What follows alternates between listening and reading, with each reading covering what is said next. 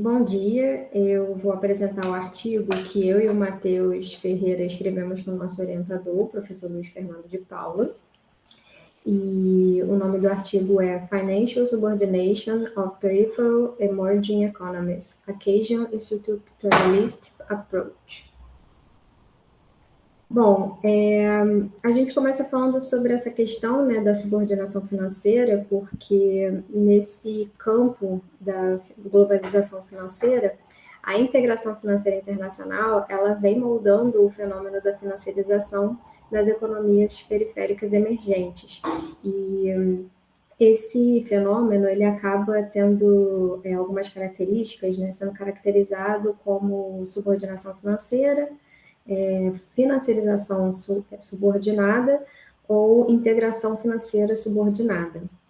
Só que esses conceitos, eles são relacionados, né, com essa forma subordinada que essas economias são integradas internacionalmente, e por conta disso, essas economias acabam recebendo fluxos de capital que são procíclicos e voláteis, e isso acaba gerando instabilidade macroeconômica nesses países, o que acaba engendrando a redução de espaço de política.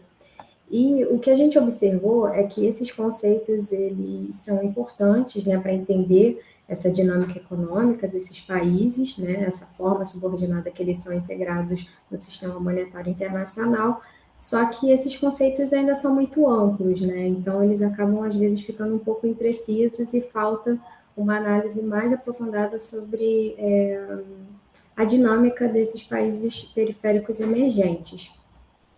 Então, a gente pretende contribuir para o debate através de duas questões, né? Uma é desenvolver uma análise estruturalista keynesiana, né, que leva em conta tanto a assimetria monetária quanto a assimetria financeira, e, além disso, a gente espera mostrar que os países emergentes periféricos, eles possuem diferentes graus de subordinação financeira, e que essa subordinação financeira, ela depende, primeiro, da forma, né, de integração financeira internacional e também do tipo de estrutura produtiva de cada país, né, se é uma estrutura produtiva mais ou menos complexa.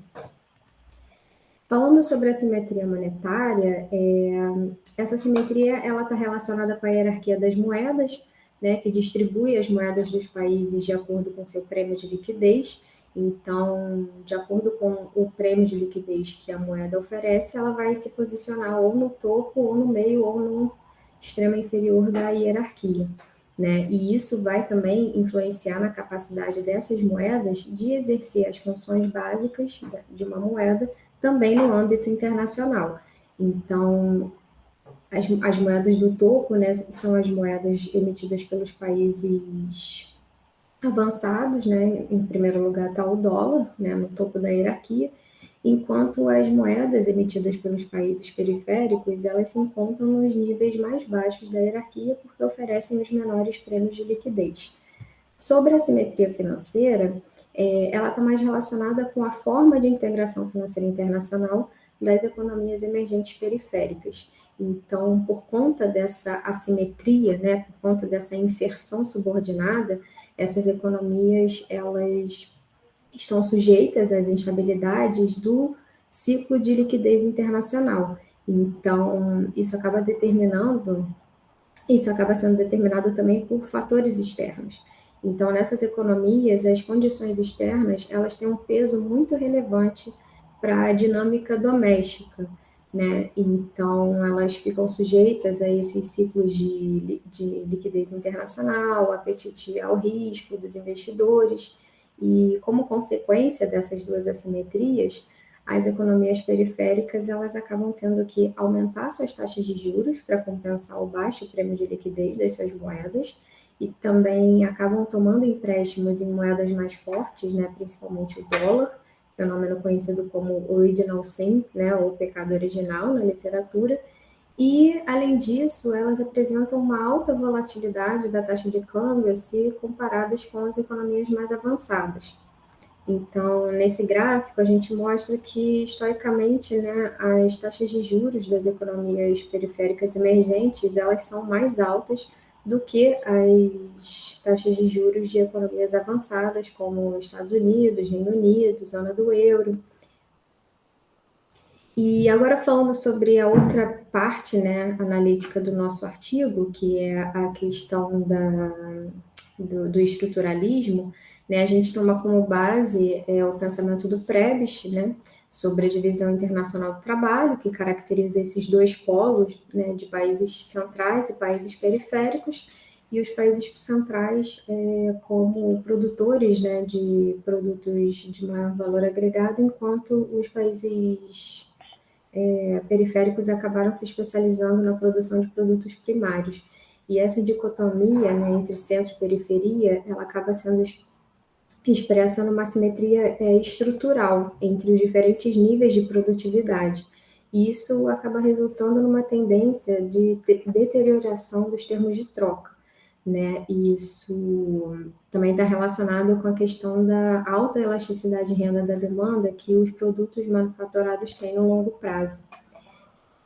Mas, assim, o que a gente observa é que tem essa relação desigual também em relação às finanças, né, entre centro e periferia, não é só uma questão produtiva. Então, a assimetria financeira, ela, na verdade, ela reforça essa disparidade entre centro e periferia. E, como eu disse anteriormente, acaba gerando instabilidade macroeconômica e reduzindo o espaço de política dessas economias, né? As economias periféricas, elas têm menor autonomia em relação às suas políticas macroeconômicas, né? Então, assim, elas não conseguem desenvolver de maneira totalmente autônoma as suas políticas, né, voltadas para uma agenda doméstica, porque os fatores externos têm muito peso nessas economias. E isso acaba também gerando um fluxo de renda da periferia para o centro. E um importante autor nesse debate é o Ocampo, e nesse texto ele fala, né, que as economias do centro são business cycle makers, enquanto as periféricas são business cycle takers, quer dizer, tomadoras desse ciclo de negócios. Então, o centro, por conta disso, tem mais autonomia, né, mais espaço de política, porque são também policy making, enquanto a periferia é policy taking. E agora o Matheus vai falar sobre a simetria produtiva e também apresentar alguns gráficos. Bem, a ideia, vou só repassar um pouco que a ideia do artigo aqui, a gente tentar demonstrar, né, que a subordinação financeira está relacionada com também a simetria produtiva, né, não só a simetria monetária e financeira, mas a simetria produtiva também, que essas duas coisas estão conectadas, né. E a gente, nesse trabalho, né, a gente vai discutir essa questão da simetria produtiva com uma comparação entre os países da América Latina e os países do leste asiático, né, de forma a mostrar os dados vão demonstrar que os países do leste asiático, né, Coreia do Sul, etc., eles possuem essa posição externa melhor do que os países latino-americanos, e por isso eles têm um grau menor de subordinação financeira, por causa dessa estrutura produtiva, né, mais sofisticada, né. Então, basicamente, a gente pode passar, Júlia, acho que... Então, um ponto de referência aqui, né, para entender essa conexão entre estrutura produtiva e financiação subordinada, o Akiusta, um texto, inclusive, publicado na REC do Instituto de Economia, né, que ele tenta discutir a relação entre preços de commodities e fluxo de capitais e tenta demonstrar que os países que são especializados em commodities, eles possuem mais volatilidade cambial e estão mais sujeitos a esse ataque especulativo, etc., em relação ao fluxo de capital, né? Porque hoje a commodity ela é negociada no mercado internacional e ela é algo totalmente financiarizado, né? De forma que, por exemplo, quando os preços dos commodities aumentam, né? Em geral, né?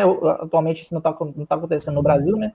Mas em geral, quando os preços do commodity aumentam, existe um fluxo de capital para esse país, né? E quando o preço de commodity cai no mercado internacional, acontece a reversão, né, do fluxo de capital. E da mesma forma, isso também está conectado com as taxas de juros dos Estados Unidos, né? Passa o próximo.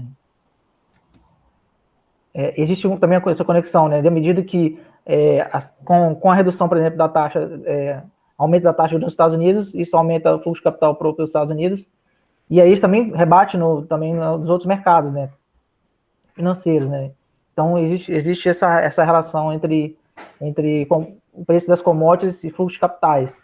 E aqui a gente tenta demonstrar aqui que há uma diferença muito grande entre os países do leste asiático em termos de complexidade da estrutura produtiva, né.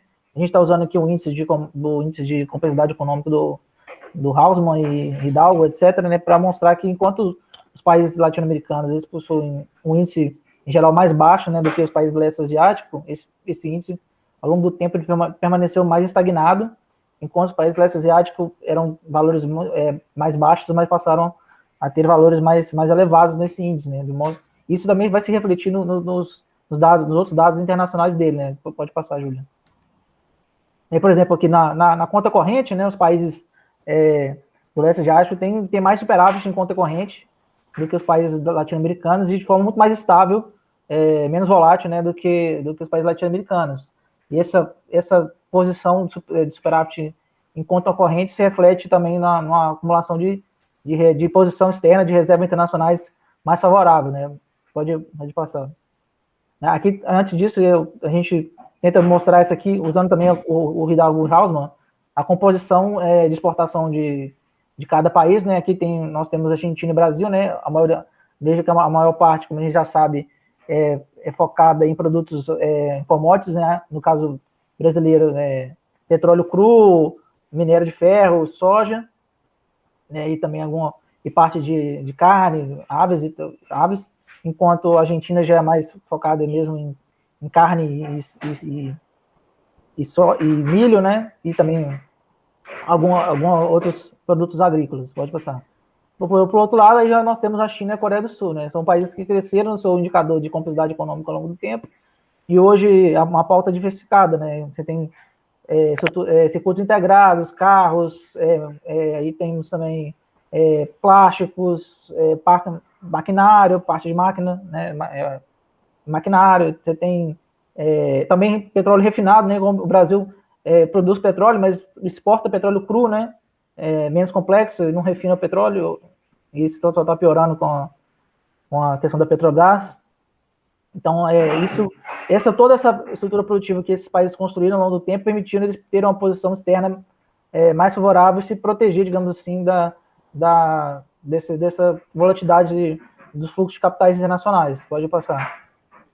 Aqui a gente vê claramente que os países, não claramente, né, mas aqui o gráfico está demonstrando, né, que assim, os países latino-americanos têm muita oposição em ativos de prazo, ativos de curto prazo e recebe menos financiamento direto estrangeiro do que os países do leste asiático. Os países do leste asiático tendem a ter financiamento direto estrangeiro maior e além disso, acumularem mais reservas internacionais também, um ativo externo, do que os países latino-americanos, né? Então, tem essa questão favorável, que no nosso caso, fazendo essa conexão, se reflete está conectada à estrutura produtiva, né? Pode passar, Júlia. Aqui também, exatamente aqui, né, que está mostrando os ativos externos em porcentagem do PIB, né? Entendeu? Exatamente esse ponto que a gente, usando esses dados do FMI, do Lano e Milesi Ferretti. Ou seja, os países asiáticos, né, que é da direita, eles têm reservas maiores, recebem, no caso do passivo, recebem investimento direto estrangeiro maior. Pode passar. Aqui também a posição líquida, né? Vejo que os países latino-americanos têm uma posição líquida negativa, enquanto os países asiáticos, leste asiáticos, têm uma posição líquida positiva, né? Net Financial Assets, esse verdinho é o Net Financial Assets, né? É o passivo menos, o ativo menos passivo, né? Em porcentagem no PIB. O Net Financial Assets.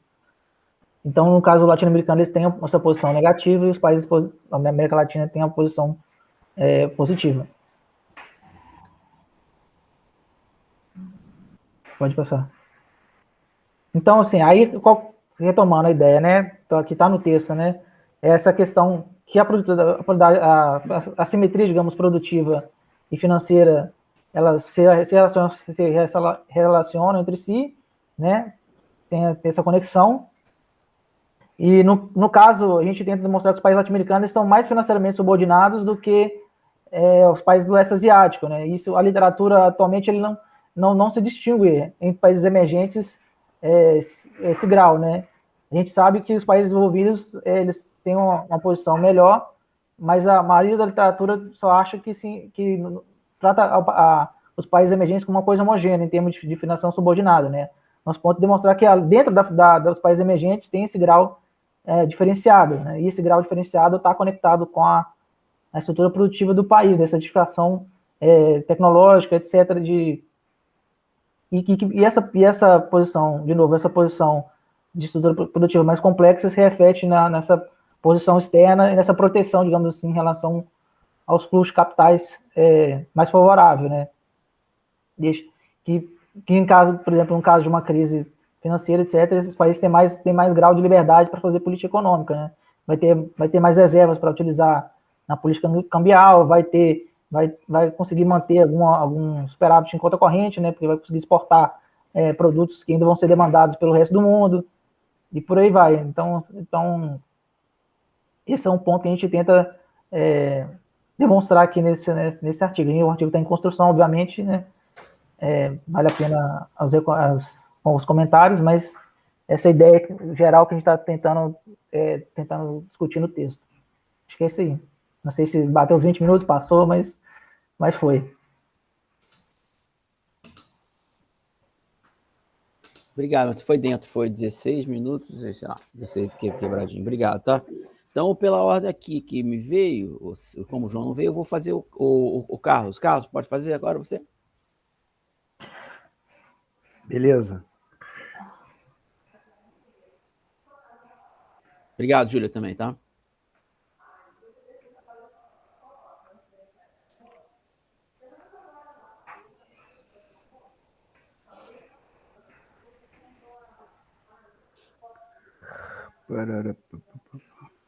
Peraí.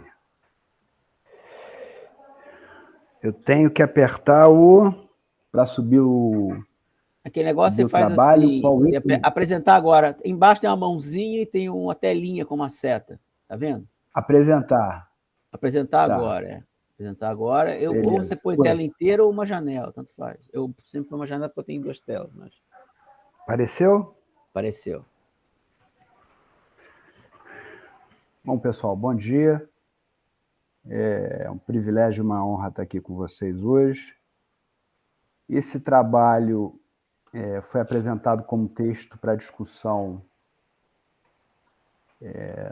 no Instituto de Economia do FRJ no início do ano, intitulado Financiarização dos Planos de Saúde, o caso das operadoras líderes no Brasil. E como desdobramento desse estudo, Carlinhos, eu não sei nem se você sabe disso, eu hoje estou pesquisador visitante do Instituto de Economia. Tirei uma licença capacitação no IPEA de 3 meses, benefício não tá sabendo não, cara.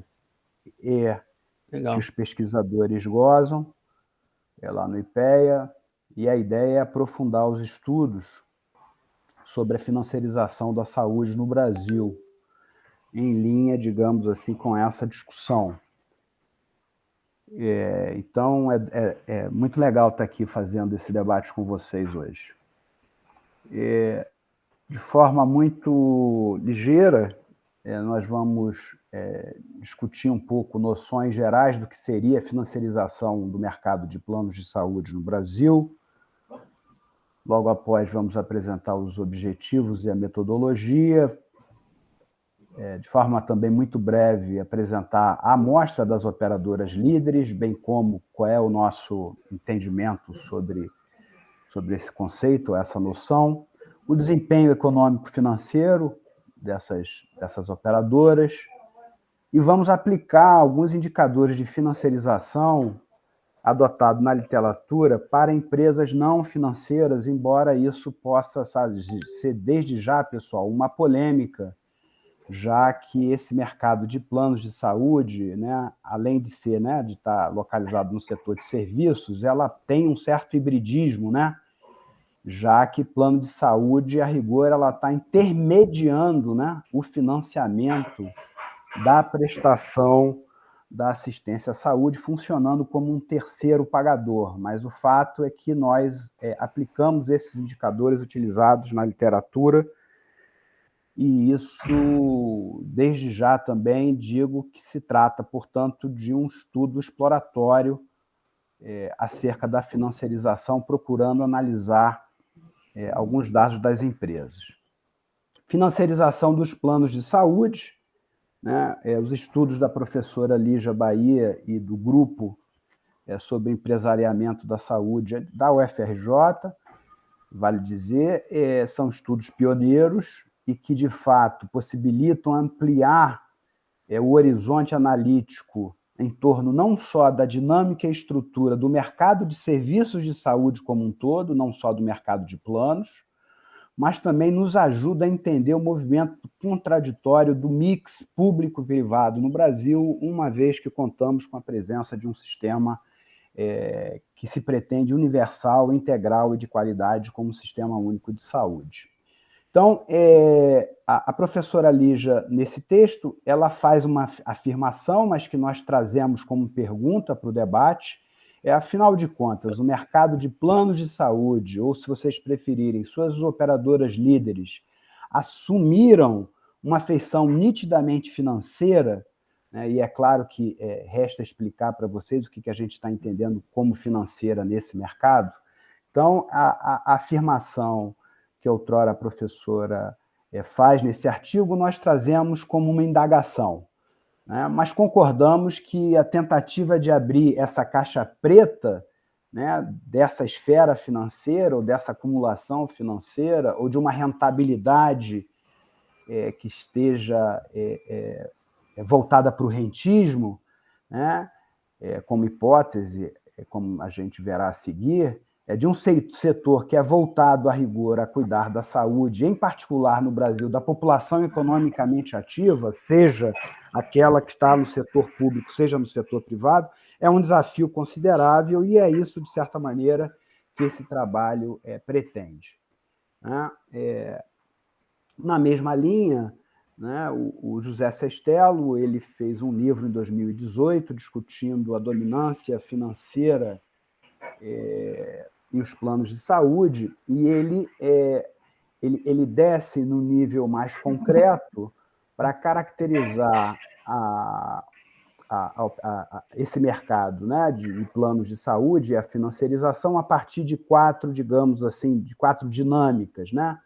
Um movimento de entrada e saída de fundos globais de investimento em participações societárias, a oferta pública de ações nas bolsas de valores, né, a participação, né, dessas operadoras em holdings controladoras, em particular multinacionais, a hipertrofia dos departamentos financeiros e, não menos importante, a produção de resultados financeiros importantes, né, no bojo dos lucros de seus próprios ativos, né, a partir de bases operacionais que o Sestelo acredita que são não financeiras e estáveis. Uma vez que as grandes operadoras elas teriam controle, pessoal, tanto sobre o seu preço, né, uma vez que esse mercado ele só é regulado uma pequena parte, o seu preço, que é o mercado de planos individuais, né, os planos empresariais, não só eles não são regulados, seus preços não são regulados, como há a possibilidade de rescisão unilateral dos contratos. Né? Então, seja do lado dos preços, seja do lado dos custos menos do que dos preços, mas eles têm algum grau de controle que daria uma certa estabilidade, para além do debate sobre a demanda inelástica desse tipo de produto. Né? O objetivo geral desse trabalho é discutir, pessoal, qual foi a metamorfose das operadoras líderes, né, do mercado de planos de saúde brasileiro nesse contexto mais geral da dinâmica de financiarização do capitalismo contemporâneo. Subjacente a isso, a gente procura analisar o desempenho econômico e financeiro das operadoras a partir da análise dos balanços patrimoniais e de suas estratégias de gestão. Desculpa não ter feito isso na apresentação, porque isso vai ficar gravado e antes da gravação falávamos que, naturalmente, esse trabalho, quem capitaneou a realização desse trabalho foi o professor Norberto, da UFRJ, e contamos também com a participação do Daniel Dratti, que à época era nosso assistente no Instituto de Pesquisa Econômica Aplicada aqui do Rio de Janeiro. A metodologia visa, como de certa maneira já adiantei, avaliar esse mercado a partir de alguns indicadores de financiarização de empresas não financeiras consagradas na literatura no período entre 2007 e 2019, privilegiando a dimensão da evolução dos ativos, dos passivos e da primazia dos acionistas na linha das estratégias de gestão adotadas pelas operadoras líderes. As bases de dados são, sobretudo, da ANS, da CVM, IBGE, da própria revista Exame, Maiores e Melhores, e de algumas páginas eletrônicas do mercado. De forma muito provisória, já que esse debate em torno das operadoras líderes, né, que ganhou um aporte, tá, a partir dos estudos, isso não é de hoje, né? Nós publicamos em 2006 na Revista de Economia Contemporânea do FRJ todo um debate em torno de algumas características econômicas desse mercado, do professor Mário Poças, tá certo? É importante fazer esse registro. As operadoras líderes nesse mercado seriam aquelas capazes de influenciar a estrutura e a própria dinâmica desse mercado, bem como a política regulatória, né, a partir da sua captura, que se dá, sobretudo, a partir de 2010, tá? Se vocês quiserem localizar esse debate no tempo, a partir da regulamentação dos planos que se deu em 1998, né, buscando lucros extraordinários, que, como vocês sabem, é uma noção schumpeteriana, né, e radicalizando a seleção de riscos atuariais. Né? Então, essa é a principal, digamos assim, dinâmica de acumulação capitalista desse setor, embora aqui nesse debate a gente não fale da relação estrutural que existe entre o padrão de financiamento público, em particular, por meio da renúncia de arrecadação fiscal, e a dinâmica de acumulação capitalista desse setor, em função de uma certa trajetória de custos crescentes, como saúde social e politicamente relevante, o Estado tem que subsidiar esse setor de alguma forma, debates que podemos fazer outrora. Uma outra característica dessas operadoras é que, dada a sua reputação e a capacidade de diferenciar produtos, né, é um mercado que poderia ser caracterizado como oligopolizado e diferenciado, tá certo? Seu padrão de competição exige disputar a carteira de usuário dos planos empresariais das concorrentes, procurando aumentar o prêmio total, verticalizar sua atividade para controlar custos, ou seja, plano de saúde, tem hospital e tem laboratório, né? Vulgarizando o debate, mas tornando pelo menos ele mais claro para vocês, e obter naturalmente economias de escala com a elevação do número de usuários jovens e saudáveis, que permitiriam uma redução da sinistralidade, ou, se vocês preferirem, dos gastos. E uma outra ideia que nos parece que ajuda a entender essa noção das operadoras líderes nesse mercado é que cada vez mais elas estariam inseridas num movimento de concentração e centralização, de forma mais concreta, no movimento de fusão, aquisição e incorporação das empresas no contexto da globalização financeira. Então, isso não se dá apenas no espaço de acumulação nacional, tá certo? É um setor hoje que cada vez mais está internacionalizado, vale dizer. Em 98, os planos de saúde nascem internacionalizados, mas pelo menos eles nascem, né, de forma institucional, tá certo? Porque já havia, salvo engano, no caso da Golden Cross, já havia essa pata internacional. Mas do ponto de vista institucional, você cria uma lei de regulamentação, cria a ANS em 2000 e em 98 você abre a possibilidade de internacionalização. Em 2015, Carlos, e essa é uma crítica que tem que ser feita ao governo Dilma e tem que ser feita ao Partido dos Trabalhadores, e o Quioro, né, era ministro na época, pelo menos hoje, pelo menos ao menos retoricamente, já fez essa autocrítica, foi a internacionalização do mercado de serviço hospitalar em 2015, que não era permitido. E é claro que isso tem implicação sobre a dinâmica do mercado de serviços como um todo, e em particular de planos de saúde. Tá certo? E o nosso governo permitiu isso sem ao menos,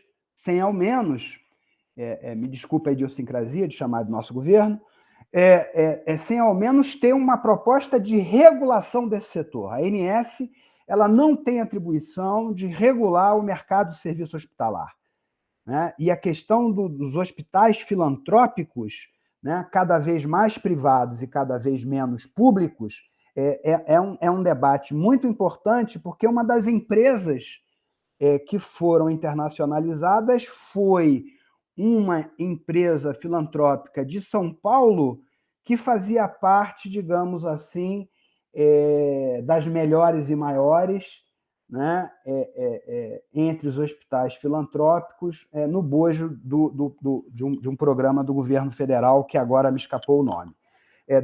Na sequência, quais foram as operadoras líderes que foram selecionadas, né, de acordo com se tinha ou não capital aberto, se tinha ou não rede própria, essa ideia da verticalização, né? A modalidade organizacional, que tem implicações sobre a sua estrutura societária e o seu próprio modelo organizacional, a quantidade do número de usuários e a quantidade do número de usuários e dos próprios ativos no conjunto do mercado. Foi a Amil, a medicina de grupo, né, que abriu e depois fechou capital, a Pevida, né, que está envolvida na CPI da Covid, como vocês sabem, mas cresce a passos largos, né, se instalou inicialmente no Nordeste, a Qualicorp, que é uma administradora de benefícios, a Unimed, né, nacional, a Unimed BH, a Notre Dame, que é a medicina de grupo, a Bradesco Saúde, que é uma seguradora de saúde estrito sensu, e a Sul América. Tá certo? Então, a gente rodou, né, não é que a gente selecionou essas operadoras a priori, a gente rodou esses dados, viu aquelas que se elencavam, ranqueamos, né, as 8 mais, digamos assim, excluímos a autogestão e apareceram e encontramos essas operadoras. Por conta da crise de 14 e 15, né, esse mercado ele teve uma queda, né, a despeito do crescimento populacional, tá? E ela se estabilizou, né, num patamar aí abaixo daquele encontrado em 14, 15, 16. Né? Um outro dado importante, né, vejam que curioso, você teve uma redução, né, do tamanho da população coberta, mas os ativos desse mercado crescendo, né, em bilhões, né, no primeiro gráfico, e também o lucro líquido médio das operadoras líderes crescendo, né? São valores nominais esses valores, mas você sai aí de quase de 1 bi, né, de ativo para mais de 8 bi no período analisado, e o lucro médio também quintuplica, tá certo? Então, você tem aí um crescimento bastante acentuado desse mercado. Por outro lado, como a gente consegue observar, como eu já sugeri, né, ou seja, essa diminuição da clientela, ela veio acompanhada, tá, de uma redução da sinistralidade, que é a relação entre receita operacional e despesa, né, com despesa assistencial, sugerindo, pessoal, que você teve aumento de preço, como a gente já identificou nos nossos estudos no IPEA, somado com uma expulsão de uma clientela, digamos assim, que era de risco ou de maior custo, ou, se vocês preferirem, que era uma seleção adversa. E é por isso que, na crise, esse mercado tem uma lucratividade maior. É a partir da crise, isso não é incomum no capitalismo, como vocês sabem, é que esse mercado vem apresentar uma lucratividade maior. Mas vejam aqui nesse gráfico como é curioso como esse mercado se destaca em relação às maiores empresas não financeiras brasileiras, embora, naturalmente, possamos discutir a metodologia adotada para fazer esse gráfico, já que a gente, de um lado, trabalha com dados da CVM e outro, nos últimos anos, com os dados da revista Exame. Mas, em todo caso, esse resultado é tão discrepante quando a gente pega a média das operadoras líderes e contrapõe com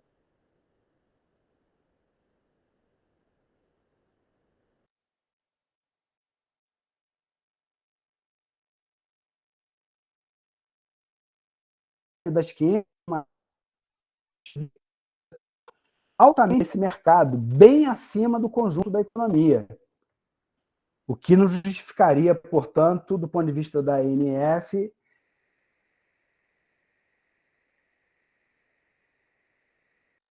aumentos de preços estão... Tá meio ruim. O Carlos, acho que tá meio ruim, né? Tá meio ruim para todo mundo? O Carlos, acho que de repente você podia fechar a tua câmera e melhorar um pouquinho, pelas travadas agora. Peraí. Achei que era só aqui. Não, deu traste, travou meio para todo mundo. Isso. Vê se melhora. Oi, pode ir. Melhorou? Melhorou. Agora deixa eu voltar lá.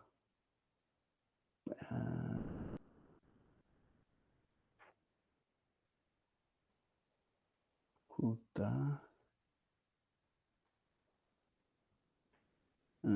Tá. Agora eu me perdi aqui, Carlos. Como é que eu consigo voltar pro... Tá bonitinho aqui, tá tudo certo. Tá tudo certo. Tá bom. Só um teste. Vocês viram aí outro slide? Vimos, tá? Não, o slide tá tranquilo, só fui dar uma travada na tua apresentação. Então tá. Então são basicamente esses indicadores de financiarização, tá certo? Ativo financeiro sobre ativo total, ativos financeiros livres sobre ativo total. Esse é o indicador, a nosso ver, mais relevante.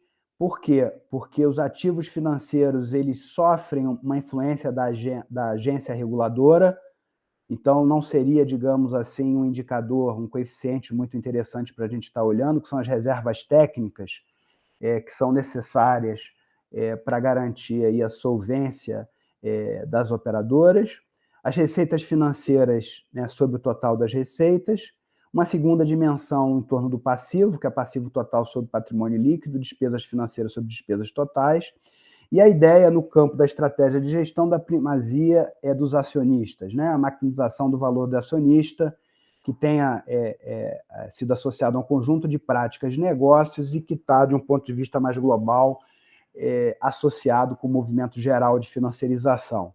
Né? Naturalmente que esses indicadores, como já dissemos, que fique claro, é a partir enfim, do apoio da literatura internacional. Então, indicadores de financiarização. Esses dois gráficos eles estão comparando a razão entre o ativo financeiro das operadoras líderes e o ativo total desse mercado, tá certo? A gente vê, digamos assim, que o ativo financeiro tem uma participação nesses dois nichos de mercado bastante significativa, né? Se a gente olhar a evolução das operadoras líderes, né, que partem aí de 30, 35,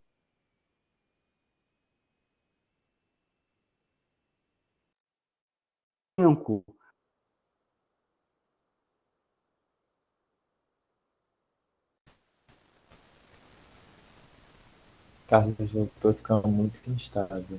A gente não está te ouvindo. Eu tô vendo. E terminam o período numa mesma perspectiva, mas as operadoras não líderes igualmente.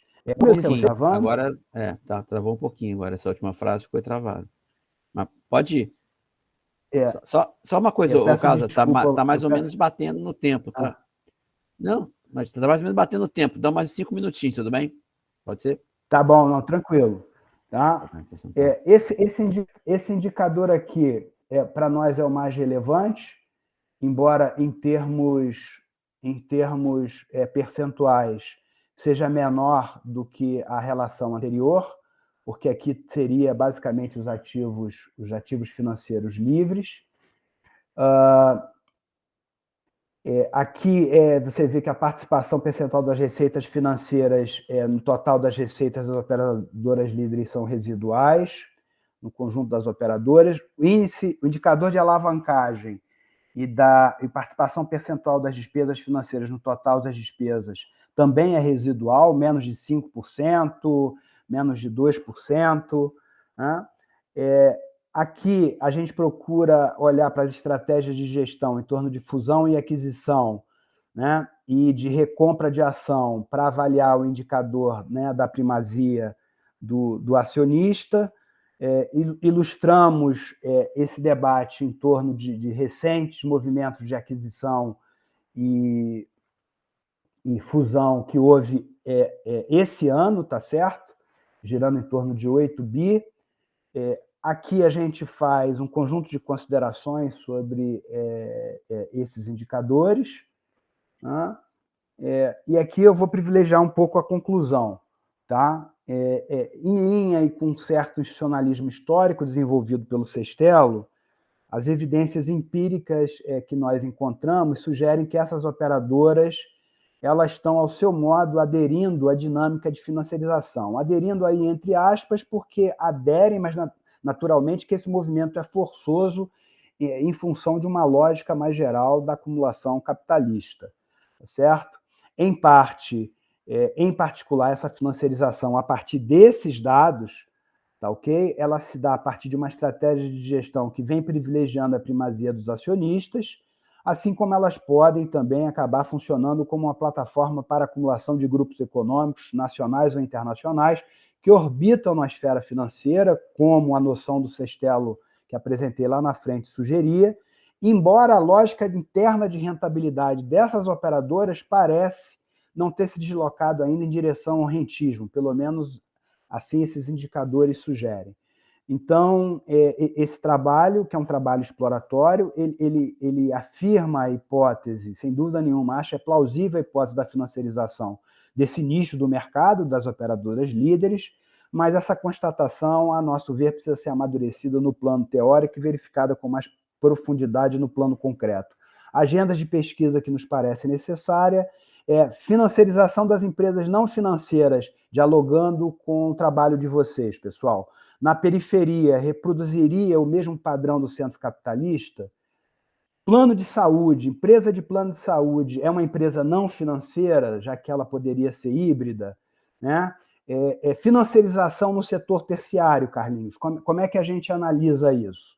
Quais são as alternativas metodológicas analisando o mercado de planos de saúde, inclusive em outros países? Então, essa é uma lacuna, né, na agenda, e a outra é o próprio desafio de analisar o processo de concentração e centralização de capital no mercado de planos de saúde brasileiro, ou, se vocês preferirem, no próprio mercado de serviços de saúde como um todo. E, por que não dizer, uma outra agenda, né, Carlinhos, é continuar, digamos assim, sofisticando, né, e tornando essa discussão em torno do debate aí dos indicadores de financiarização, sofisticar e burilar, digamos assim, esses resultados. Pessoal, obrigado aí pela atenção de vocês.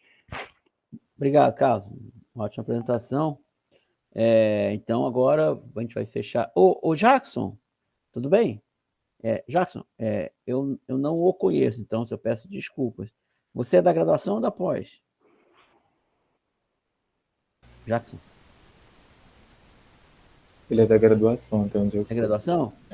Então, Jackson, você sendo da graduação, você tem que colocar aqui no chat, aqui na conversa, o teu nome e o teu DRE para você poder ganhar um... Nome, DRE e e-mail. E-mail, tá. Nome, DRE e e-mail, tudo bem?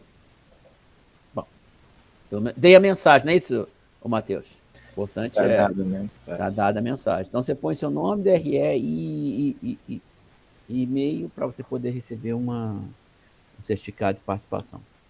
Isso dito, seu Matheus de Sade. Matheus Sade. Não podia perder a piada, vai. Posso começar a apresentação? Já está contando meu tempo aí, Carlinhos? Vocês estão me ouvindo? Sim. Ok? Posso começar? Beleza, então.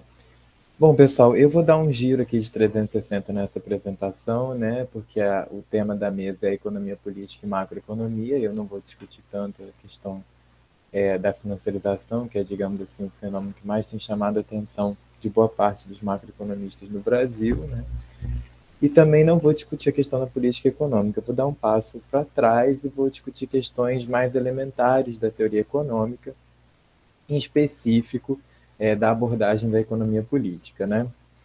O trabalho que eu queria apresentar para vocês, ele é um desenvolvimento da minha tese, da pesquisa para minha tese de doutorado, né? Que é uma pesquisa que tenta resgatar, fazer um trabalho de história do pensamento econômico, que tenta resgatar a principal obra de economia política da Rosa Luxemburgo, né? De crítica da economia política, que é o Acumulação do Capital, que é uma obra publicada em 1913, que tem uma reflexão sobre as condições de crescimento do longo prazo da economia, né, aonde ela se vê às voltas na discussão que ficou mais tarde conhecida como a questão dos mercados ou o problema da demanda efetiva, se a gente quiser usar os termos da tradição keynesiana, né? Então, o título do trabalho é O Acumulação do Capital e a Teoria da Reprodução do Capital Social Total de Rosa Luxemburgo, apontamento sobre método e revolução. Bom, gente, eu queria começar dizendo que todo início de uma pesquisa é um início difícil, né? E uma pesquisa em história do pensamento econômico, ela tem que chegar com certo amadurecimento do que é o pensamento, né? E de como o pensamento é uma questão complexa que envolve vários outros elementos para a gente conseguir dar conta de apreender o que é uma teoria econômica no seu todo, né? Então, assim, envolve reconhecer que o pensamento possui uma historicidade, né? Ele tem um lugar no tempo e no espaço, ao mesmo tempo em que ele tem uma autonomia, que é a autonomia dada pelo próprio processo de abstração, né? Então, assim, ele tem elementos analíticos que são específicos, que pode estar ou não em acordo com a realidade material e concreta, né? Ele sempre tem um quê de representação também, né? E de análise. E eu queria começar apresentando para vocês o que a autora diz no prefácio, porque o prefácio tem uma suspeita de que ele estabelece uma conexão que pode ser a linha mestra de interpretação da obra da Rosa, que pode, inclusive, fomentar uma teoria da reprodução do capital social total, né? Que deveria ser uma teoria do longo prazo, digamos assim. Quando em janeiro deste ano, isso ela escreve, em 1913, né? Após as eleições do parlamento, lancei-me a tarefa de concluir, ao menos no esboço, aquela popularização da doutrina econômica de Marx. Defrontei-me com uma dificuldade inesperada. Não consegui expor com clareza suficiente o processo global da produção capitalista, em suas relações concretas, nem em suas limitações históricas objetivas. Examinando melhor a questão, cheguei à conclusão de que não se tratava de um simples problema de exposição. Havia, inclusive, um problema teoricamente ligado ao conteúdo do volume 2 de Das Kapital de Marx, ao mesmo tempo extensivo à praxis da política imperialista atual e às raízes econômicas da mesma. Tentei formular esse problema com toda a exatidão científica. Se houvesse conseguido, meu trabalho não teria somente interesse teórico puro, mas encerraria também, em minha opinião, certa importância para a nossa luta prática contra o imperialismo. Esses elementos que eu destaquei são os elementos que me fazem suspeitar de que há uma ligação, né, entre método, teoria e ideologia na obra da Rosa Luxemburgo, que pode ser a linha mestra de condução de uma primeira leitura dessa obra, tá? No sentido de resgatá-la para a formulação de uma teoria da reprodução social total, né? Alguns dos elementos sinteticamente apresentados no prefácio já demonstram a existência de uma conexão entre método, teoria e ideologia. Referente ao método, esse prefácio já denuncia o que para a gente? Ao tomar como referência central de sua exposição o processo global da produção capitalista, Luxemburgo já deixa marcada a dimensão totalizante de sua perspectiva, uma das principais características da abordagem marxista, né? A visão da totalidade. E também, ao compreender como problemas de exposição, as relações concretas e as limitações históricas objetivas, Luxemburgo já chama atenção para o caráter material e histórico do fenômeno em análise, que é o próprio processo global da produção capitalista. Aquela também já deixa marcada a perspectiva materialista e histórica. Referente à teoria, já é importante deixar adiantado que um dos principais resultados alcançados pela pesquisa da autora, que é o que ela diz que é a solução teórica que ela encontrou, é a ideia de que toda e qualquer solução possível para o problema dos mercados, o problema da demanda efetiva, né, as crises de realização, a falta de demanda, é uma solução que posterga o problema e piora em termos relativos às condições de vida dos trabalhadores. Em macroeconomês, o que ela está dizendo? É que existe sim o problema da demanda efetiva no longo prazo e que o subconsumo ele aparece como um resultado desse processo devido à necessidade de uma redução relativa do mercado interno. Aqui ela está fazendo referência a uma tendência já vista pelo Marx com o progresso técnico, que é a redução do valor do capital variável dos setores, né? Que estão produzindo as mercadorias que compõem o valor da força de trabalho. Referente à ideologia, ela também já deixa marcado ali no final do prefácio, né, de que a questão que ela está investigando está completamente conectada, né, com o que pode ser a luta prática contra o imperialismo. Né? Ela está fazendo essa reflexão para mobilizar uma praxis revolucionária.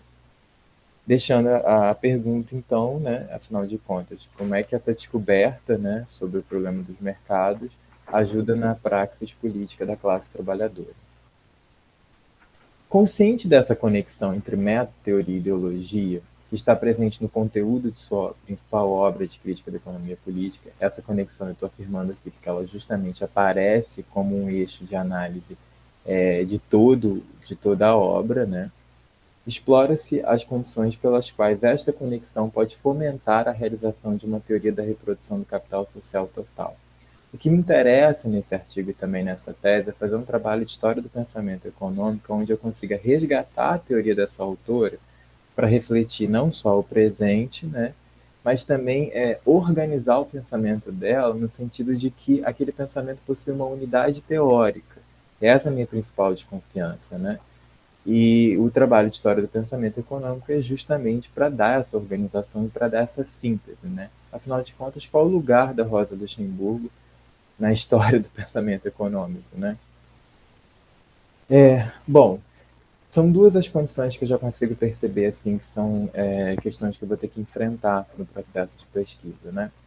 A crítica que a Luxemburgo fez aos esquemas de reprodução de Marx suscita uma difícil questão para o método materialista histórico que faz uso da lógica dialética. Afinal de contas, qual é a relação possível entre a representação da realidade e a formulação da teoria? Porque ela vai entrar justamente numa controvérsia sobre o tipo de papel que os esquemas de reprodução têm na elaboração teórica do Marx, né? Ela se posiciona de maneira crítica em relação ao uso que o Marx faz e acaba evidenciando, na minha percepção, um problema que a tradição marxista tem, que é de combinar a melhor forma de representar o que está sendo teorizado, né, com o próprio processo de apreensão, né, e abstração da realidade. Né? Ou seja, o método de formulação da teoria e o método de representação, de exposição da teoria. Tá? Além disso, também a Rosa Luxemburgo tem no meio da obra dela um trabalho crítico de história do pensamento econômico, que apresenta um pouco dessa relação, né, entre o método de formulação da teoria com a forma de apresentação da mesma. Né? Porque esse trabalho de história do pensamento econômico, em que ela recorta a questão dos mercados e investiga como é que isso foi sendo discutido até então, me ajuda a pensar o que não é a teoria dela, né? que ela está criticando e o que ela está usando desse trabalho para montar o próprio arcabouço teórico dela. Bom, aí aqui eu já queria apresentar os primeiros resultados da pesquisa, né? Bom, sobre a discussão dos esquemas de reprodução, não sei se é sabido por todos, mas o Marx faz uma divisão entre uma reprodução simples e uma reprodução ampliada, né? Uma que reproduz as condições materiais de reprodução do sistema e uma outra que é ampliada que dá as condições de ampliação desse sistema pelo lado da produção, né? Essa é a crítica da Rosa, um enfoque pelo lado da produção. Surge a questão: qual é o papel dos esquemas de reprodução na elaboração da crítica da economia política? Para Luxemburgo, o entendimento do problema da realização pressupõe a consideração da diferença, tanto do ponto de vista material quanto do ponto de vista do valor, entre capital e renda, que é a discussão que aparece quando Marx vai elaborar lá os esquemas de reprodução do capital. Assim sendo, o papel do esquema simples é o de elucidar quais são as condições materiais de reprodução do capitalismo. Como o capital constante desgastado a cada ciclo da produção e como os trabalhadores e os capitalistas reproduzem os seus respectivos consumos de classe. Então, ou seja, o esquema de reprodução simples ele está conectado a uma ideia de reprodução. Pessoal, eu queria que alguém desligasse o microfone, porque está fazendo ruído aqui. Tá? O esquema de reprodução simples ele ajuda a gente a pensar quais são as condições materiais pelas quais todas as classes no capitalismo se reproduzem materialmente, né? Como é que elas consomem. Assim sendo, o esquema simples ele assume a hipótese que toda a produção é orientada para o consumo reprodutivo do sistema, ou seja, são as condições de reprodução materiais do sistema, né? Físicas também. O atendimento das condições materiais de reprodução depende da relação de troca entre o departamento produtor de meios de produção e o departamento produtor de meios de consumo. Pessoal, eu queria pedir, por favor, alguém que está com o microfone desligado... O Carlos, eu acho que é você, Carlos, você está com o telefone aberto. Pronto, desculpa, pessoal, foi sem querer. Não, tudo bem, vou continuar aqui. Tanto a composição em valor quanto a composição material do produto social total, e aqui está sendo visto no agregado, né, como a soma do capital constante mais o capital variável mais o mais-valor, são, no agregado, repostas. E a condição, para tanto, é que toda a produção excedente do departamento 1 seja integralmente vendida ao departamento 2. E o inverso também deve ser satisfeito. O que ela está mostrando é que, por conta de uma divisão na estrutura produtiva entre meios de produção e meios de consumo, há o estabelecimento de uma relação de troca entre esses dois departamentos que permite com que o sistema se reproduza materialmente, né? E com que todas as classes elas reproduzam o seu consumo produtivo, no sentido de que essa sociedade ela tem possibilidade, sim, de se reproduzir materialmente no tempo. Aqui eu já quero chamar a atenção o seguinte: os autores que a chamam de subconsumista, confundindo o subconsumo com o problema da demanda efetiva, eles não encontram aqui um respaldo na formulação da Rosa, né? Porque a Rosa está querendo dizer que justamente um problema de subconsumo ele não acontece no agregado, né? O problema da demanda efetiva é diferente da questão do subconsumo, né? Que ela interpreta mais como uma redução do mercado interno. Aí aqui vem as críticas dela sobre o esquema de reprodução ampliada, né? Diferentemente do esquema simples, que cumpre um papel analítico importante, a elucidação de como as condições materiais e físicas do sistema são reproduzidas, o esquema ampliado, na opinião da autora, só revela as contradições da própria reprodução capitalista no momento em que seu sentido é a acumulação do capital. E por que eu estou falando que o sentido é a acumulação do capital? Porque a diferença entre os dois esquemas é que um assume a hipótese da reprodução simples, né, a reprodução para consumo próprio, e a outra assume a hipótese de que a reprodução ela é orientada para o próprio crescimento do sistema, que é o que caracteriza uma economia capitalista.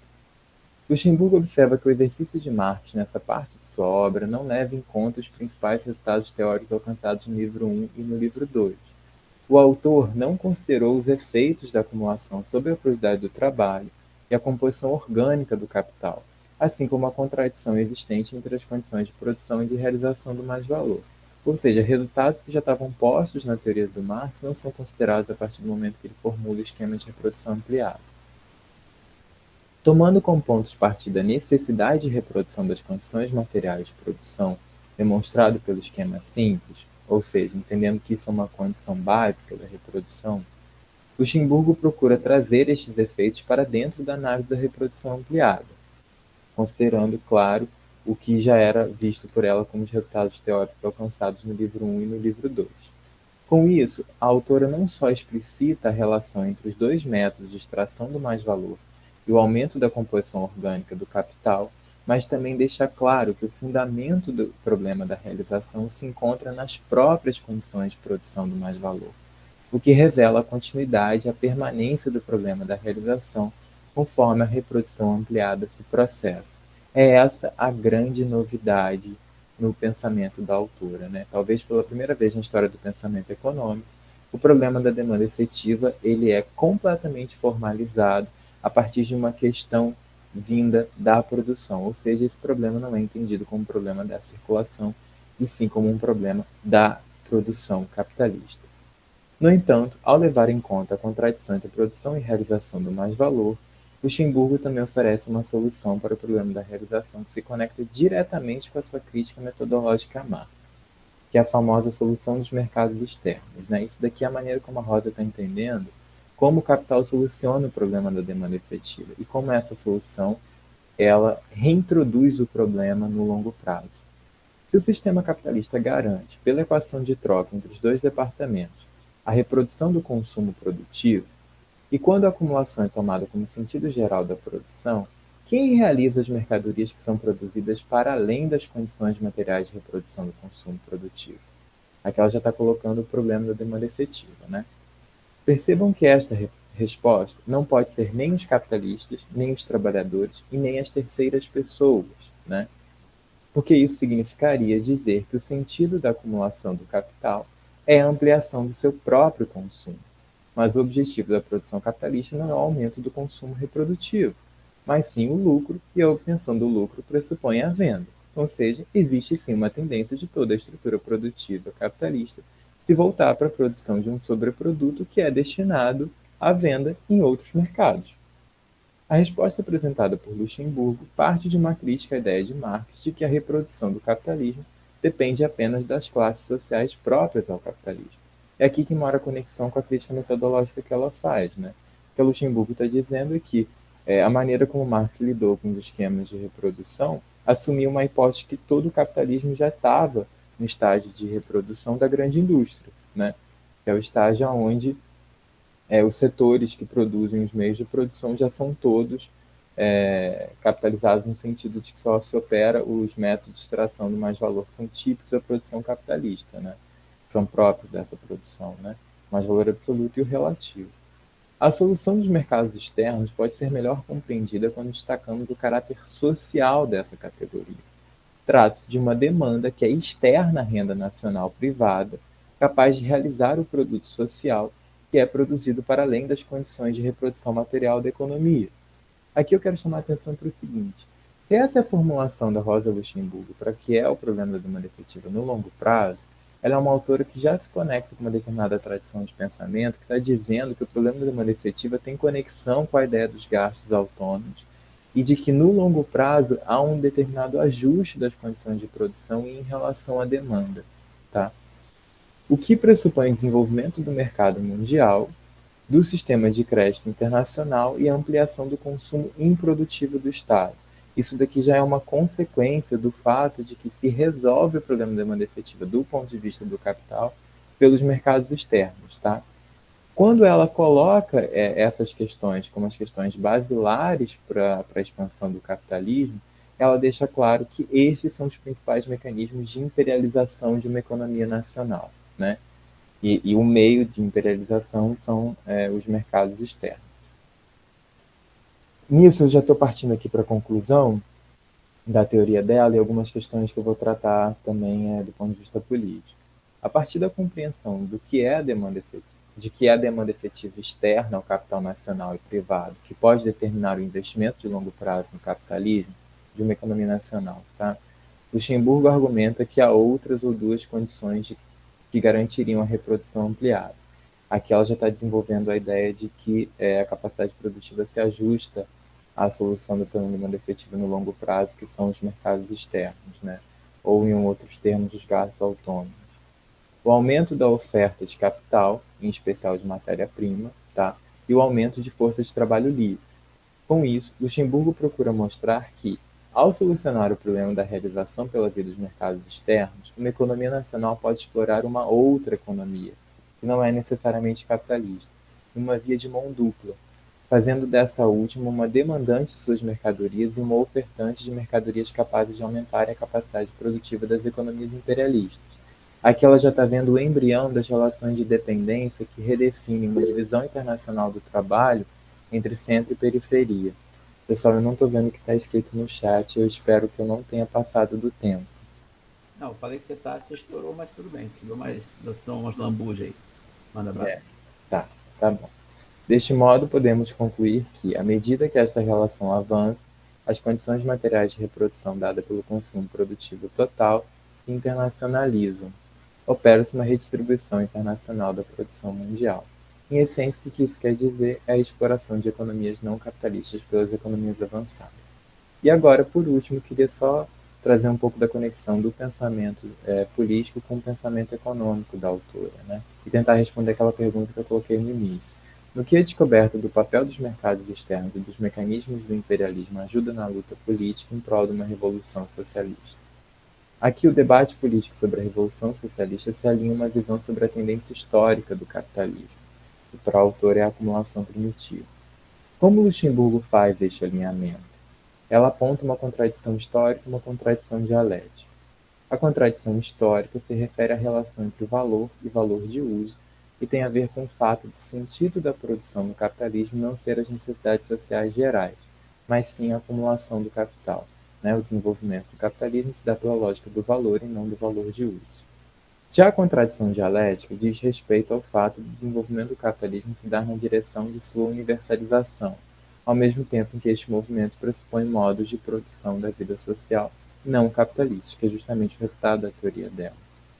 Dado que o processo de expansão e universalização do capital, que é o próprio imperialismo, a contradição lógica, implica a ampliação de sua base material, aqui no momento que a gente viu que as condições da reprodução simples também se imperializam, acredita-se que a formulação de uma teoria marxista da reprodução social tem como sentido ideológico a defesa de um tipo específico de socialismo, um socialismo democrático internacionalista. E por que isso?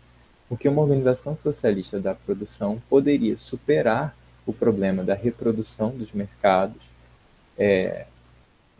superar o problema, no longo prazo da demanda efetiva, reorientando a produção para o consumo produtivo, ou seja, fazendo com que o excedente seja apropriado pelos trabalhadores produtivos, por aqueles que dão conta de produzir o produto social total. É isso, pessoal. Gostaria de agradecer, pedir desculpa pelo tempo, mas é porque, 15 a 20 minutos é sempre um pouco apertado, É isso. Bom, então, já que não tem aqui, não teve nenhuma, eu vou fazer os meus comentários.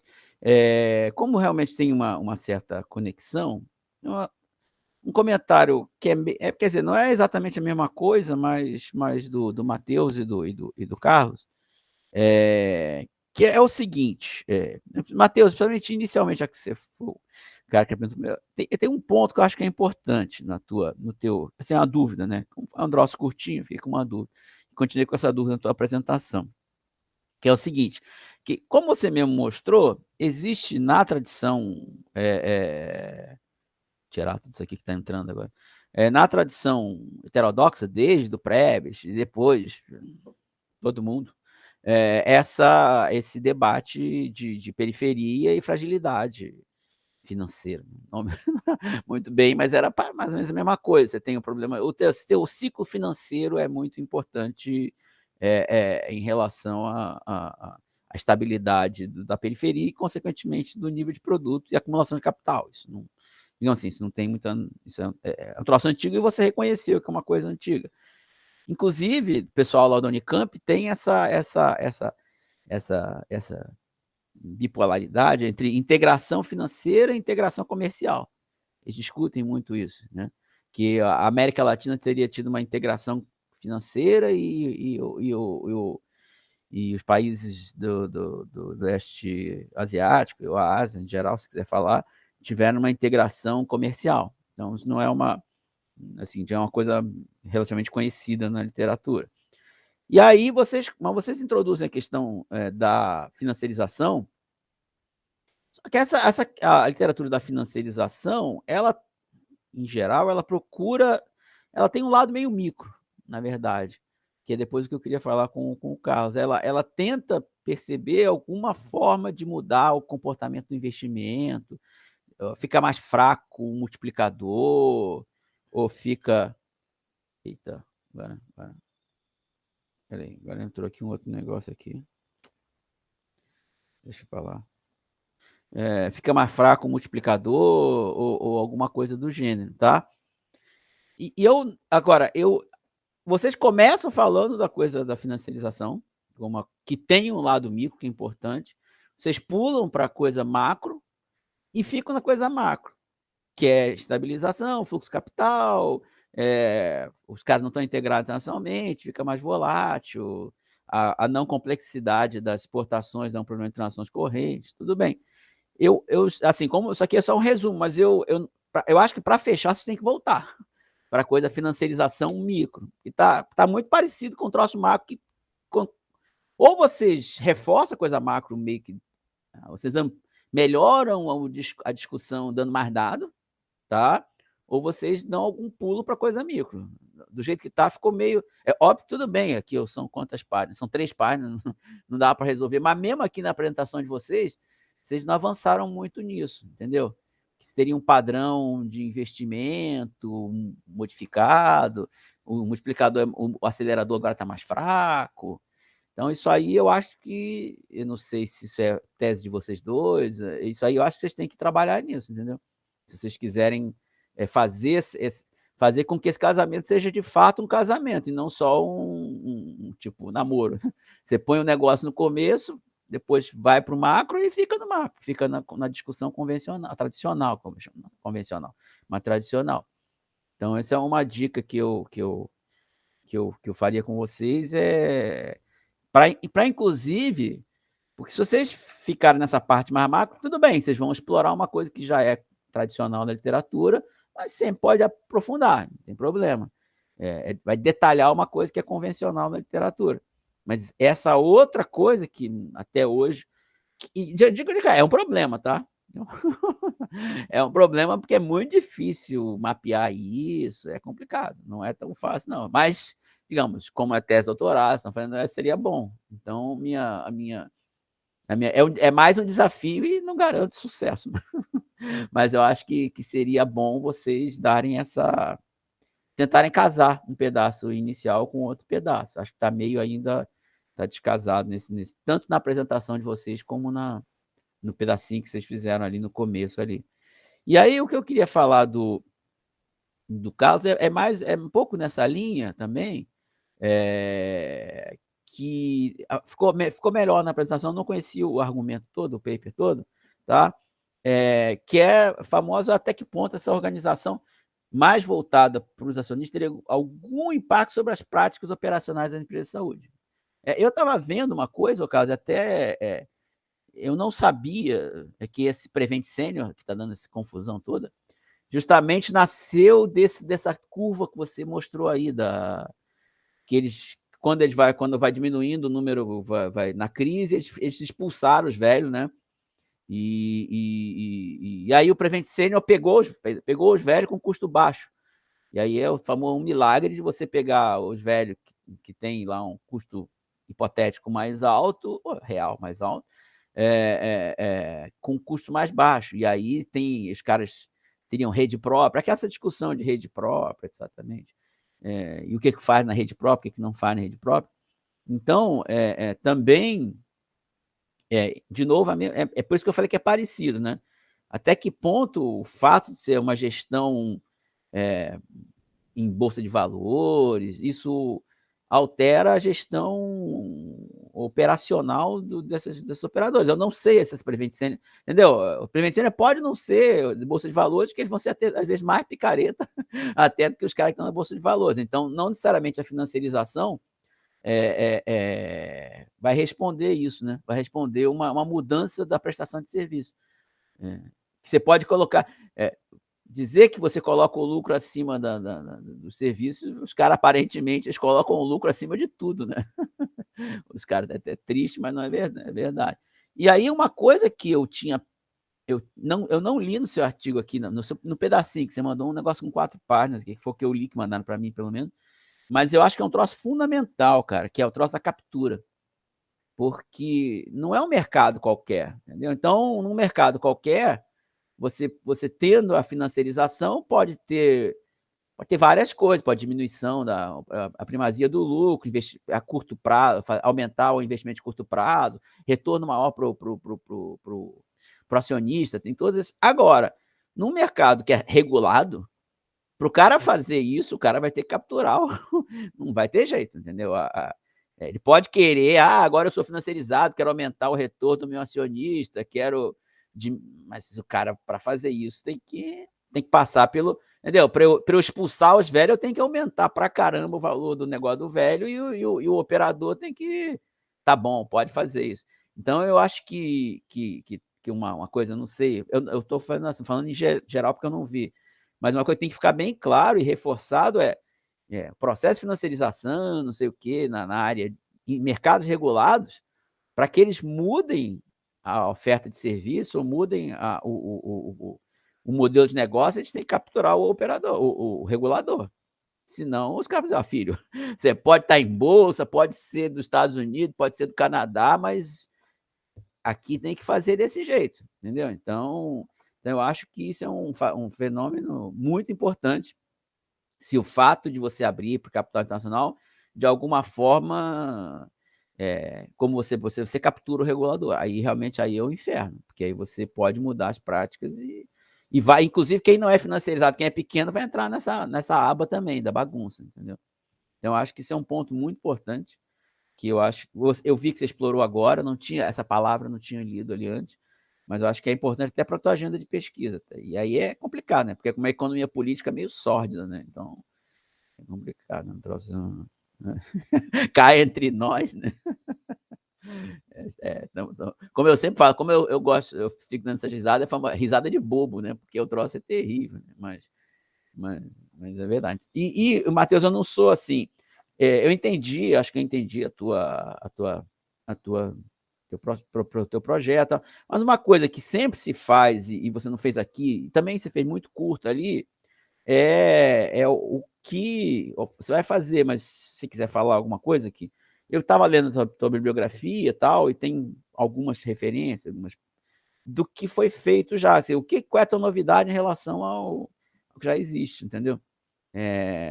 Porque para mim não ficou claro, até como sou um cara, penso que não sou pesquisador da área, você teria uma oportunidade de falar aqui, qual é o teu aporte que eu vi, deixa eu ver, tem uma, deixa eu ver aqui, fechou, Matheus. Fechou ou não fechou? Fechou. Que eu via, tem uma autora aqui, Mário Pedrosa também, pode ser, mas tem uma pessoa, uma moça, qual o nome? Isabel Loureiro, né? Que aqui já aparentemente fez alguma coisa, não sei se tem também tem esse Michael Kratik, tem alguma literatura de revisão, né? Então, tanto aqui como no teu trabalho, não ficou claro o que você se diferencia dessa gente, por que você está, qual é a tua novidade que você vai trazer frente a essa gente, se você quiser falar alguma coisinha aqui, seria bem-vindo, mas óbvio, eu sei que você vai fazer, mas é importante ficar claro isso, entendeu? Senão a pergunta tá bom, mas por que os caras não falaram nisso antes? Tá? Então são os comentários que eu trouxe aqui para vocês. Se alguém quiser falar alguma coisa, senão vamos passar para os expositores, tá? Dar algum feedback. Tá? O Jackson botou aqui o negócio dele aqui no chat. Eu não estou vendo aqui. Deixa eu ver se só para... o Jackson, Patrick botou. Patrick. O Jackson não acho que não está presente, então. Tá bom. Então tá. Então vai lá, Matheus, se você quiser. Matheus e Júlia, se vocês quiserem fazer algum comentário. Não, só É vou bom. agradecer mesmo os seus comentários e parabenizar também o Carlos e o Matheus pelo trabalho deles e pela pesquisa. Eu vou falar o seguinte, eu vou responder o comentário do Pincus. Eu acho que o foco do artigo é na questão macro mesmo, tá, Pincus? Discutir essa literatura estruturalista antiga com a literatura, digamos, estruturalista nova, né? Tem um Ocampo, tem um pessoal novo ali, e aí trazer dados, essa comparação entre os países latino-americanos e do leste asiático com os dados novos, por exemplo, essa base de complexidade, algo mais recente, né?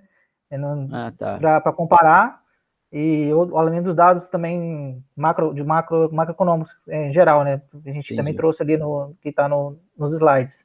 Então, tá tudo bem, mas então eu acho que varia um famoso uma lembrança no início do trabalho, assim, olha, pode ser. Pode fazer, precisa não ficarem te cobrando, foi feito, essa questão daqui na literatura é importante sobre se muda o padrão de acumulação nesse sentido. Sim, na verdade é uma mudança mais de fora para dentro, né? Sim, você fala na parte da revisão de literatura, né? Na parte de revisão de literatura, assim, olha, eu não vou mexer com isso, eu vou dizer bem claramente, eu quero retomar a discussão dos pessoal tradicional e incluir uma base de dados diferente, entendeu? Apesar de se insere genericamente falando na questão da financiarização, mas não entra em detalhes de um debate importante da financiarização. Se pegar essas coisas daquele cara do Hein, ele vai falar sobre padrão de consumo, como muda o padrão de consumo, se tem impacto positivo no crédito ou se não tem impacto positivo no crédito, tem impacto positivo se o cara fica menos avesso ao investimento, fica mais avesso ao investimento. Tem toda uma discussão importante que é meio central, porque eles estão lá, né? Eles estão pensando na financiarização interna do país deles. Inclusive tem algumas pesquisas ainda que começaram para países emergentes também, que a gente pode talvez citar também para incluir na parte de revisão de literatura. Né? Literatura. E você tira o teu... Cara, porque me ensinaram os caras muito jovens, assim, tipo, o melhor jeito de não falar mal de você diz, não estou falando sobre isso.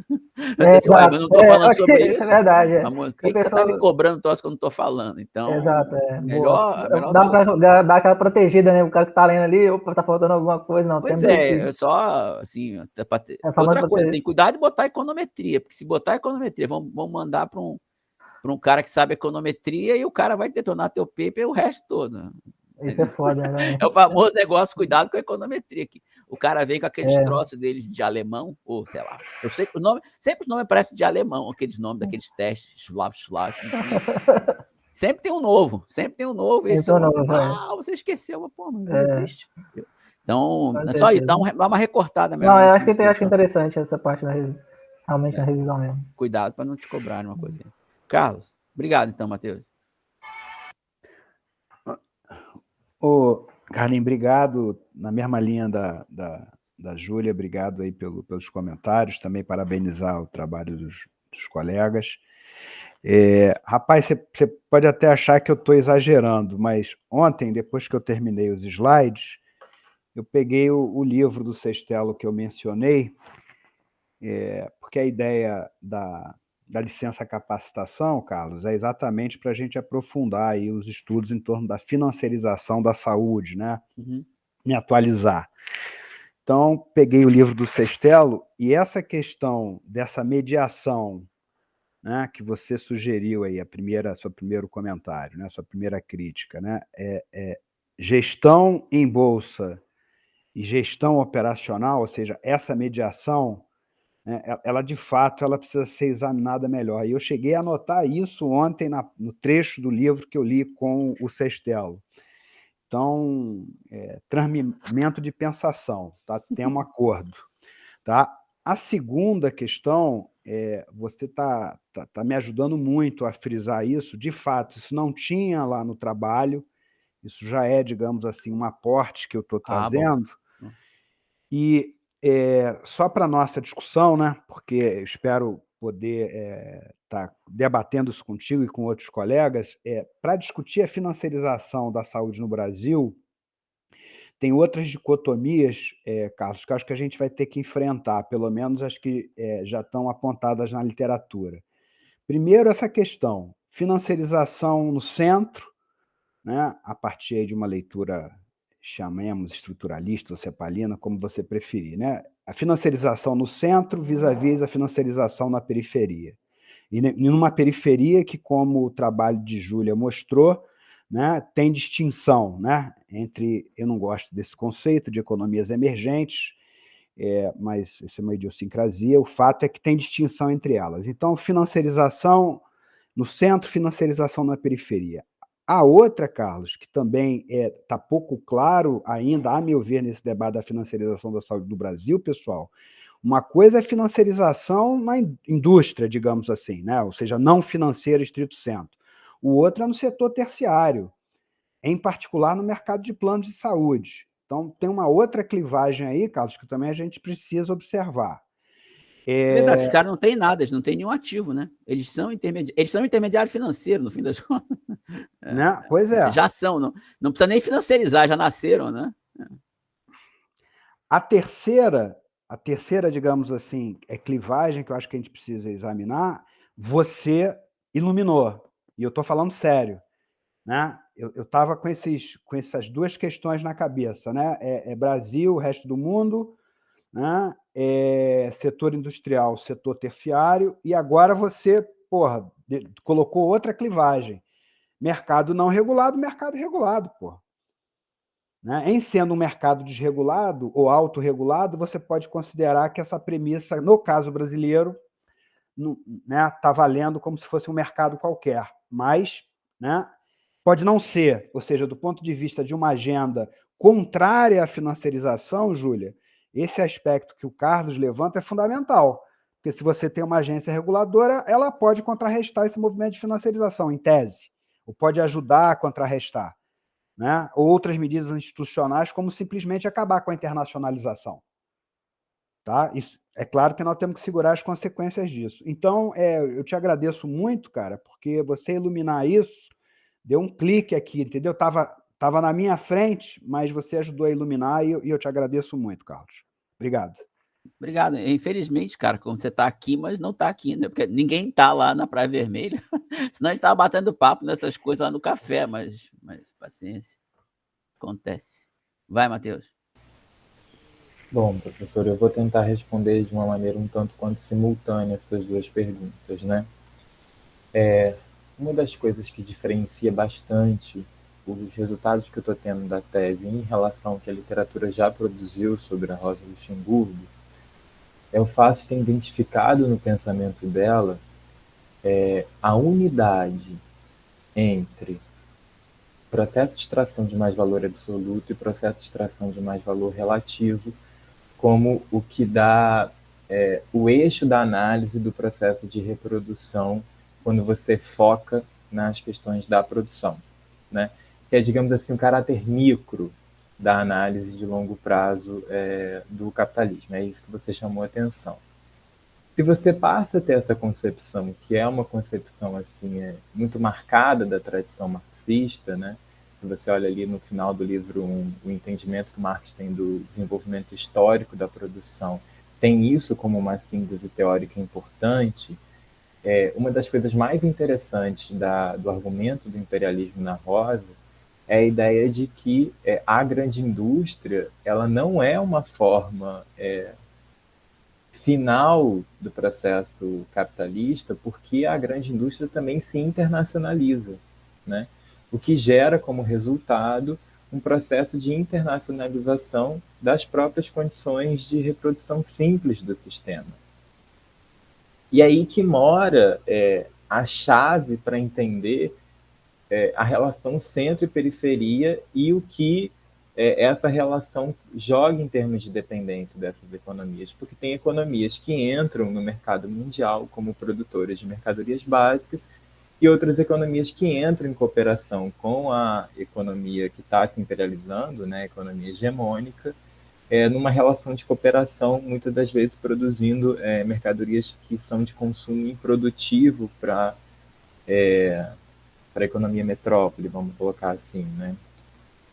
Então, há dissonâncias aí no estabelecimento da divisão internacional do trabalho, que mostra que o pensamento da Rosa Luxemburgo e, de um modo geral, os autores que discutiram imperialismo já apontavam, né, no início do século. Também gostei bastante da sua reflexão sobre o aspecto micro, né? Eu já falei um pouquinho, mas eu queria voltar nesse ponto. Por quê?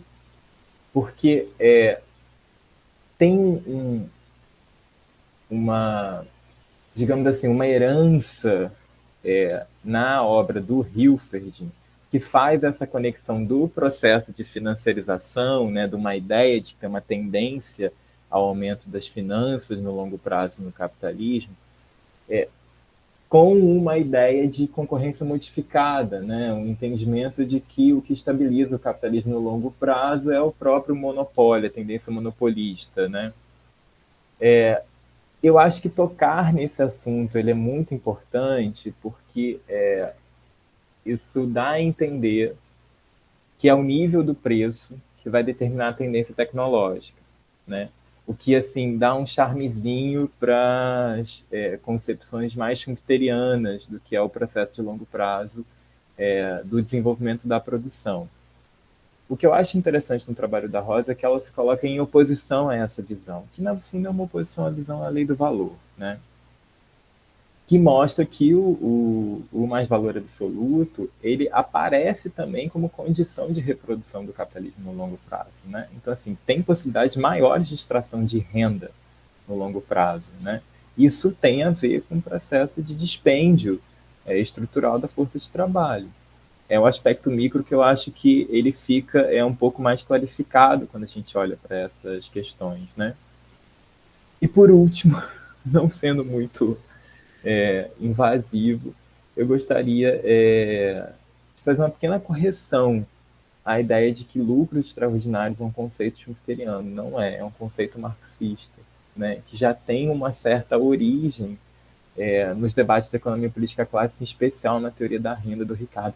Eu gosto de fazer isso porque assim, o meu coraçãozinho historiador do pensamento econômico não aguenta ouvir essas coisas, sabe? Tipo, a gente tem que ter um certo rigor com a teoria nesse sentido, né? O que é típico do Schumpeter é a identificação do processo de extração de mais-valia relativa como um processo que define uma tendência tecnológica, mas que, ao mesmo tempo, modifica o padrão de concorrência a favor do aumento da produtividade do trabalho. Essa é a ideia da destruição criativa, né? Então, assim, há uma similitude entre o pensamento do Marx e o pensamento do Schumpeter, mas não dá para dizer que é exatamente igual. E é isso. Mas o Marx fala abertamente em lucro extraordinário nas obras, no Capital, fala? O conceito é dele. E só a última coisa, que é a pergunta do Carlinhos, eu não quero me estender muito, mas, professor, na história do pensamento econômico, a Rosa lida como uma subconsumista. Dos resultados da pesquisa que eu tenho encontrado, não dá para defender essa visão da autora, né? Ela tem uma interpretação do que é o subconsumo, mas ela não diz que o subconsumo é a mesma coisa que o problema da realização no longo prazo. Eu acho que isso fica claro, principalmente no início da obra dela, quando ela argumenta a conexão que tem entre a reprodução simples e ampliada, né? As pessoas continuam consumindo e vivendo e existindo no longo prazo, é isso, elas não morrem no longo prazo. E a outra coisa também que eu identifiquei, você citou a Isabel Loureiro. A Isabel Loureiro é a maior especialista em Rosa Luxemburgo no Brasil, né? E o trabalho dela foca muito nas questões políticas que essa autora traz. E o meu foco aqui é mais olhar a relação entre o pensamento econômico e o político também. O político eu já parto do pressuposto que são os resultados da própria pesquisa da Isabel. No que contribui nesse sentido? Parece que a Rosa Luxemburgo tinha uma conexão, né? A análise política dela estava assentada de uma certa forma na maneira como ela lia a economia. E aí, em relação ao trabalho do francês, né, o Michael Pratt, eu acho que tem uma diferença que é justamente trazer o trabalho de história do pensamento econômico da Rosa, que é feito no meio da obra, como uma chave analítica interpretativa da teoria dela, porque isso é muito pouco destacado entre os intérpretes da obra, né, da Rosa. Assim, aquele trabalho ele é muito pouco chamado à baila na discussão. É mais as outras duas sessões, principalmente a sessão sobre o imperialismo. E isso eu acredito que o meu trabalho ele traga também uma contribuição, uma diferença em relação ao que já está posto na literatura. Só uma coisa, só uma pergunta, mas como você falou que teve uma mudança, por assim dizer, você vai, digamos assim, óbvio que como a Rosa viu o imperialismo era meramente consumidor e produção de bens, sabe, de produtos primários, alguma coisa assim. Agora, você tem, como você falou, você tem empresas multinacionais, isso é uma, digamos assim, isso é uma atualização da coisa, do pensamento da Rosa Luxemburgo para condições materiais diferentes. Isso. Tá. Então, isso também vai fazer parte da tua reflexão também, algum capítulo. Isso. Tá. Isso é importante, porque que ela leva à reflexão de que até a industrialização das economias subdesenvolvidas é orientada para atender aos interesses da metrópole. Entendi. E aí você tem que colocar isso dentro da perspectiva do século XX e XXI, como é que é a coisa... Isso. Tá, beleza, então, gostei. Tá bom. Bom, gente, acho que... Bom, o tempo acabou, também faltam 2 minutos. Vai dar 11 horas. Tudo bem, todo mundo? Algum comentário final, alguma observação?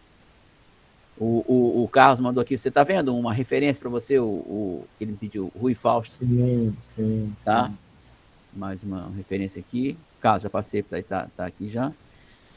Bom, então, acho que a gente pode dar por encerrado. Agradeço a todo mundo que veio aqui. Legal, acho que o trabalho de vocês é promissor. E vamos em frente. Espero que a gente, na próxima, possa fazer isso pessoalmente mais divertido, mais até produtivo. Gente, obrigado pela participação de todos. Um bom dia para vocês. Tchau, um abraço. Tchau, pessoal. Obrigada. Bom dia. Júlia. Valeu, gente. Parabéns para todo mundo aí.